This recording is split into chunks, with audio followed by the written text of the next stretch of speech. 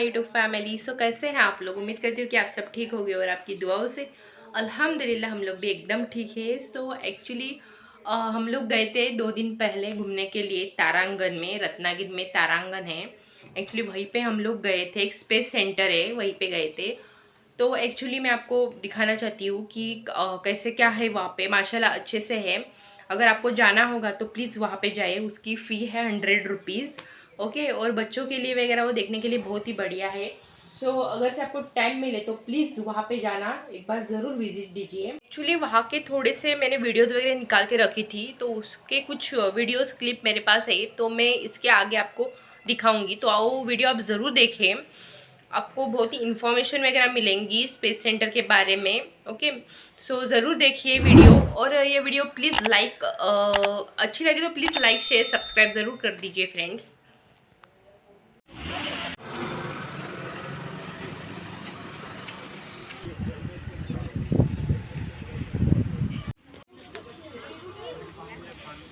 इधर देखो सबने।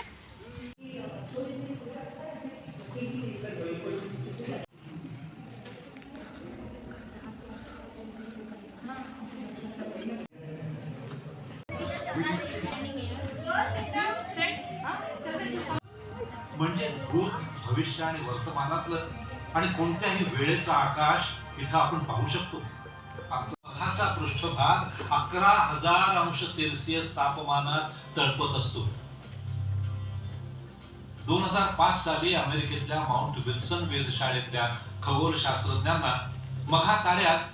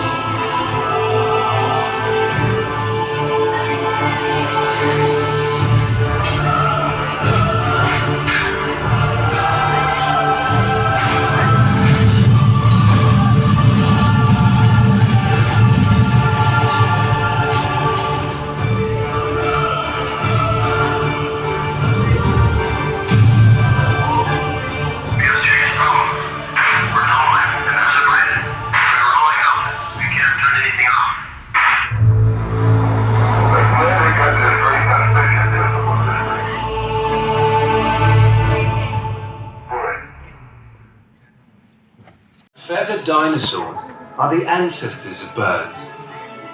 So this is a bird, but it's also a dinosaur.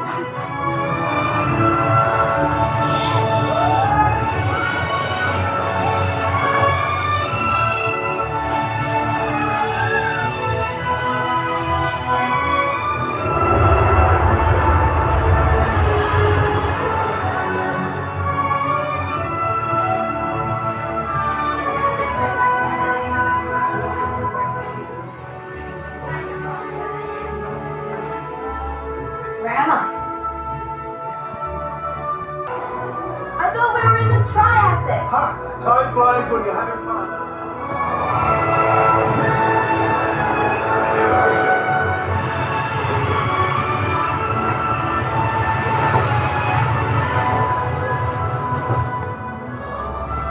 Staying up in the air requires a lot of energy. Pterosaurs are warm-blooded flying reptiles. They're the greatest creatures to ever take wing. Birds are about to join them in the sky. Feather spiders were much more widespread than we used to think. At least among the meat eaters.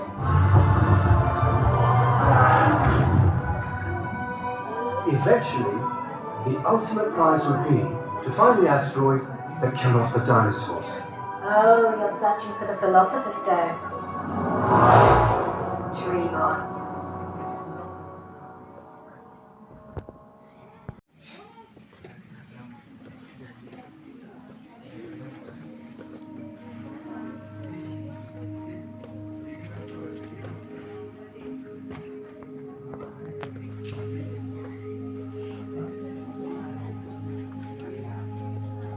हाथों से बनाए दूरबीन से पहली बार आसमान की ओर देखा। रात के उस आसमान को देखकर सभी लोगों की तरह गैलीलियो गैलीली ने भी आश्चर्य जताया।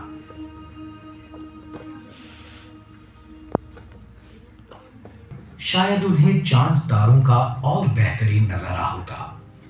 कुछ ही समय पहले जहाजों जैसी दूर की चीजों को नजदीक से देखने के लिए दूरदर्शक यंत्रों का आविष्कार किया गया था। गैलीलियो ने एक ज्यादा शक्तिशाली दूरदर्शक यंत्र बनाया और उसे ऊपर की ओर घुमाया। क्या वो दूरबीन उन्हें विश्व की वो चीजें दिखा पाई जो खाली आंखें नहीं देख पाती? गैलीलियो पहले मनुष्य थे जिन्होंने चांद पर होने वाले पहाड़ों और गड्ढों को देखा। उनसे पहले लोगों का मानना था कि चांद एकदम सपाट है, पर गैलीलियो के दूरबीन ने स्पष्ट रूप से दिखा दिया कि उसकी सतह पृथ्वी की सतह जैसी है।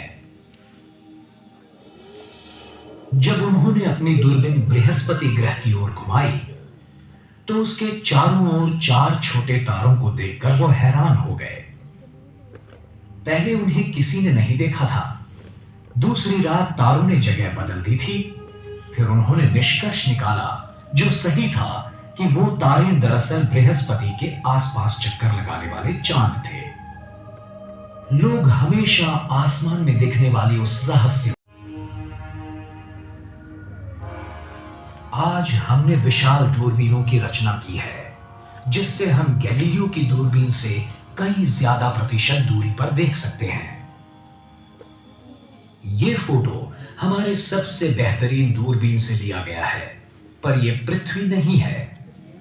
ये अंतराल है जहां बादल, प्रदूषण या वातावरण दृश्य में बाधा नहीं डालता।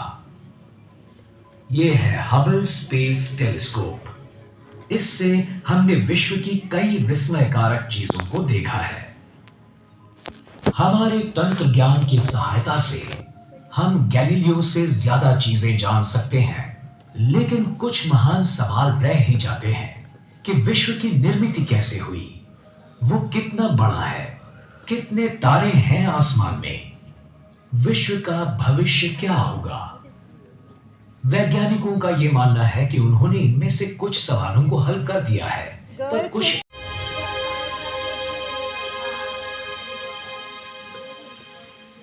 जनक घटनाओं का स्रोत है। ये पिछले कई युगों में हम में से कुछ विद्वान व्यक्तियों ने विश्व के रूप के बारे में कई सिद्धांत पेश किए हैं, अपने पूर्वजों की कल्पनाओं को विस्तृत रूप देकर, और अन्य अनियमित आकार की है जो आकाश गंगाओं के टकराव का परिणाम है।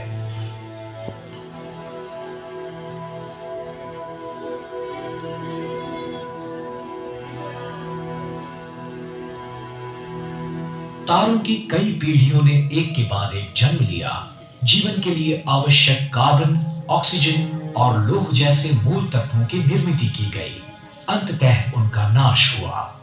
जैसे जैसे विश्व लाख वर्षों में आकारमान में बढ़ता गया, वैसे वैसे वो पतला और विरल और ज्यादा ठंडा होता चला गया।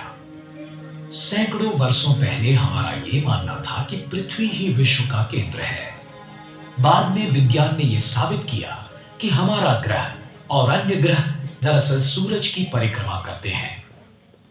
आज हम जान चुके हैं कि सूरज खुद एक तारा है, उन 4000 लाख तारों में से जिनसे आकाशगंगा बनती है।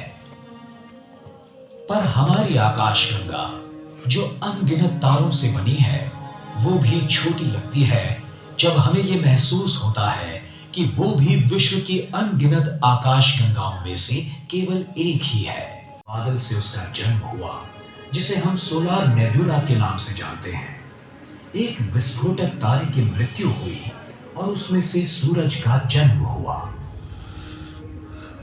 एक विनाश होते तारे के विस्फोट से निकली कंपन लहरों से सौर मंडल की निर्मिति की शुरुआत हुई। उस बादल से निकले वायु और धूल की अधिकांश मात्रा से सूरज की निर्मिति हुई और थोड़ी सी धूल और वायु इकट्ठी होकर सूरज के चारों ओर से छल्लों का तथा मलबे का निर्माण हुआ।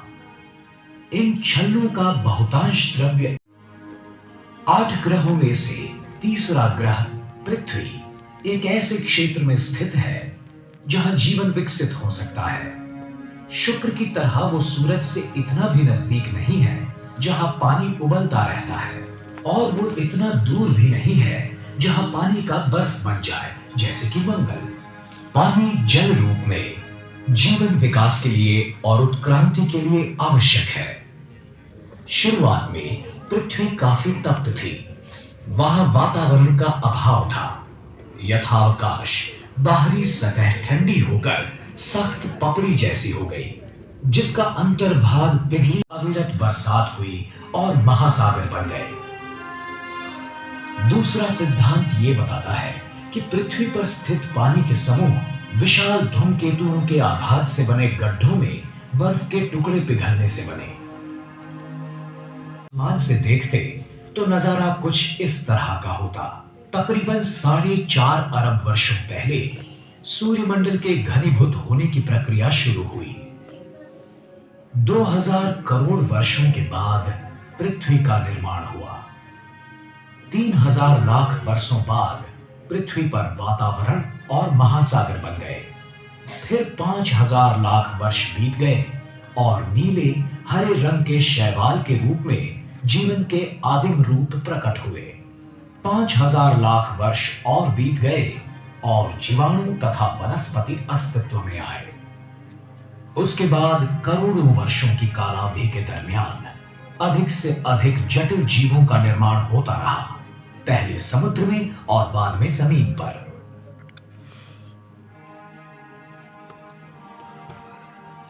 कुछ 2000 लाख वर्षों पहले डायनासोर्स जैसे महाकाय जानवरों ने पृथ्वी पर राज किया। फिर 700 लाख वर्ष पहले एक बड़ी ग्रहिका के विस्फोट से पैदा हुए मौसमी बदलाव के कारण उनका विनाश हुआ और सस्तन पूर्वजों ने पत्थरों से हथियार बनाए, आग का उपयोग किया और खेती करना सीख लिया।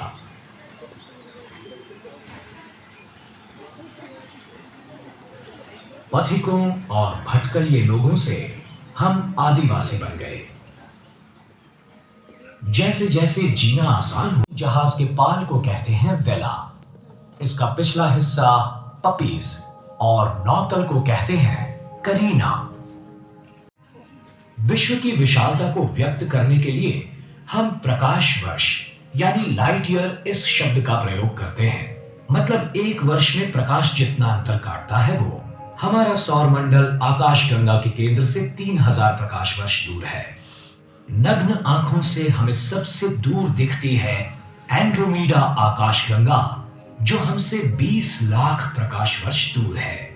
और ये एंड्रोमेडा हमारी सबसे नजदीकी आकाशगंगा है। उसके परे 100 अरब से भी ज्यादा आकाशगंगाएं हैं, जो अरबों प्रकाश वर्ष। एक सवाल हमेशा आकर्षित करता है, क्या दूर वहां पर जीवन है? कुछ आसमान निरीक्षक सिर्फ उस अलौकिक प्राणी मात्रों की खोज में डूबे रहते हैं। हाल ही में हमने ये खोज लगाई है कि कई तारों की अपनी ग्रहमालाएं हैं।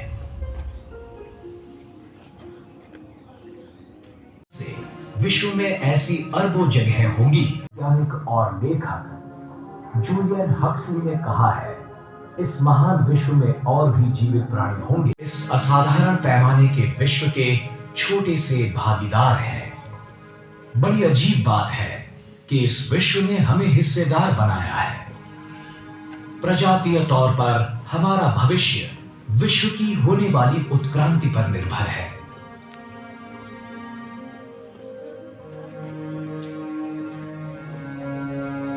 वाली सदियों में पृथ्वी का ऋतुमान काफी मात्रा में बदलने की संभावना है। जो महाद्वीप एक दूसरे से अलग हो रहे हैं, एक दिन एक दूसरे से टकरा सकते हैं। इस टकराव में पुराने पर्वत नष्ट होकर नए उभर सकते हैं। डायनासोर्स के समय जैसा हुआ था, वैसे ही एक बड़ी ग्रहिका पृथ्वी पर गिर सकती है।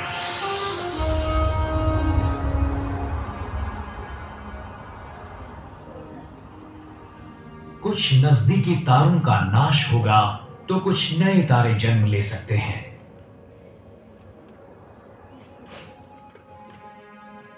अरबों वर्षों के बाद सूरज भी एक महाकाय लाल गोले में प्रसारित हो सकता है और पृथ्वी तथा उसके परे सभी चीजों को समेट सकता है। अतीत में कुछ खगोल वैज्ञानिकों ने सिद्धांत रचा था कि हमारे बढ़ने वाले विश्व की गति में बाधा आ सकती है।